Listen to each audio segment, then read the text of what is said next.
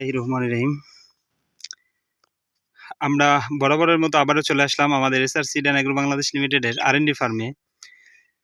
তো আজকে আবার আপনাদের দেখানোর চেষ্টা করব ইনশাল্লাহ। আজকে জুনের 10 তারিখ। তো আল্লাহর রহমতে সিডরের যে কাঙ্ক্ষিত ফলনটা ইনশাল্লাহ আজকে দ্বিতীয়বারের মতো হারভেস্ট করবে। তো তার আগে চলে আসলাম।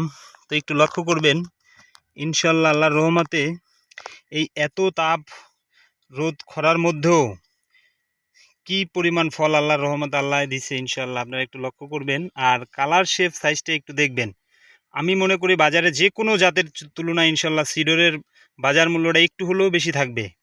কারণ যখন কালার শেপ সাইজটা আপনি দেখবেন তখনই আপনি বুঝতে পারবেন। কারণ এই সময় আমরা দেখছি ম্যাক্সিমাম শসাই হচ্ছে সাদা হয়ে যায়, যে কারণে ওটার বাজার মূল্য ভালো হয় না। তো একটু দেখেন আল্লাহর রহমতের ফসল। এটা হচ্ছে এসআর সিড কোম্পানির আলোরেঞ্জ সৃষ্টিকারী হাইব্রিড শসা সিডর।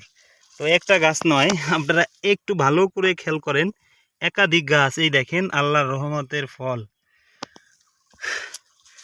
তো আমরা যারা সিডর চাষ করছি তারা তো জানি, যারা করি নাই ইনশাল্লাহ চেষ্টা করেন এক প্যাকেট হলেও আপনার চাষের তালিকায় আমাদের সিডরটাকে যোগ করেন।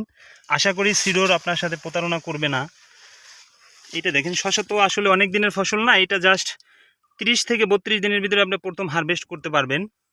তো এতটুকু সময় ইনশাল্লাহ আশা করি যে আপনি ধৈর্য ধরে রাখেন আমাদের সিডরটা পাশাপাশি, তো আপনি বুঝতে পারবেন। এই দেখেন একেবারে গোড়া থেকে ফল এবং কি সুন্দর কালার সাইজ শেপ আল্লাহর রহমতে। তো ধন্যবাদ সবাইকে, ভালো থাকবেন, সুস্থ থাকবেন। আসসালামু আলাইকুম।